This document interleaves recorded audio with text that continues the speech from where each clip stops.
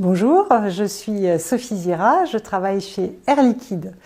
Alors pour parler de mon parcours professionnel, il faut d'abord que je parle de son fil rouge. Et le fil rouge, c'est qu'il est immédiatement relié à l'innovation et à la technologie au service des métiers, pour répondre à leurs enjeux, leurs problématiques ou même leurs attentes.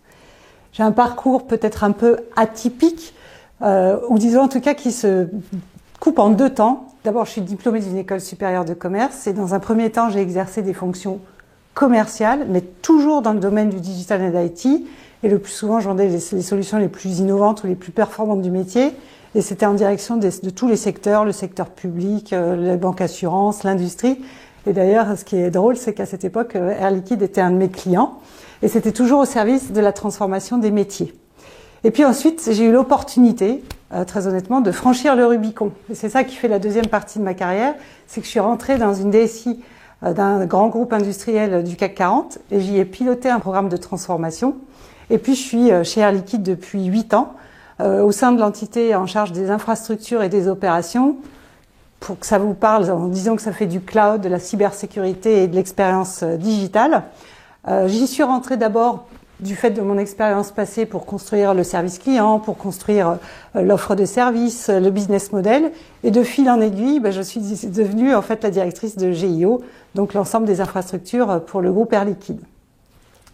Dans mes équipes, des experts évidemment, sans doute même plus experts techniques que moi, vu mon passé, et qui du coup conçoivent, designent les solutions qu'on met à la disposition de nos clients internes et qui les opèrent dans toutes les géographies du monde. Ça permet au groupe, finalement, ça soutient les objectifs de notre groupe et surtout, du fait que j'ai les équipes cybersécurité dans mes équipes, ça protège aussi le groupe de cette cybermenace qui est croissante aujourd'hui. En fait, j'ai toujours été dans le domaine du digital and IT et du coup, c'est plutôt naturel. Ce que je sais, c'est que je suis toujours sensible au fait que de mettre la technologie au service de l'utilisateur, ou de moi en l'occurrence, avec une réelle valeur d'usage. Donc quand c'est au bon moment et quand c'est vraiment au service de l'utilisateur. Et c'est absolument cette fibre utilisateur que j'ai.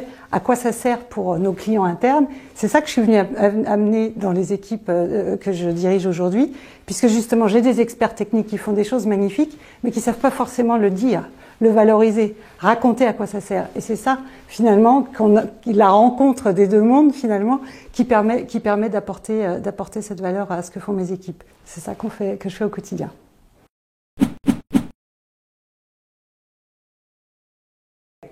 Si je disais non, je mentirais.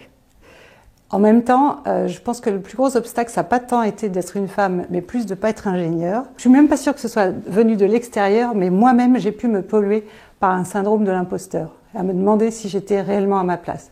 Si après je retourne en arrière dans ma carrière, évidemment qu'on a des obstacles, mais on a des obstacles dès le début. On commence, on est jeune, donc on n'est pas expérimenté. Ensuite, on est une jeune femme. On est une jeune femme, on va avoir des enfants. Donc évidemment qu'il faut avoir du répondant, un peu de mordant, savoir s'installer dans l'entreprise dans laquelle on est, créer les bonnes relations. Et ce sont des choses qui se passent parce que ça fait partie de la vie et de la vie de tous. Donc oui, à chaque fois, il y a des petits obstacles à passer, mais j'ai jamais eu l'impression d'avoir un obstacle insurmontable et quelque chose qui m'écrase ou qui m'agresse ou qui me harcèle. Absolument pas.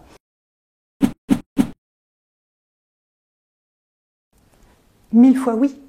1000 fois oui, le numérique est un outil pour les femmes. D'abord parce que, en fait, le plus souvent, c'est des pans qu'elles ignorent. Elles savent pas que c'est possible d'aller voir par là.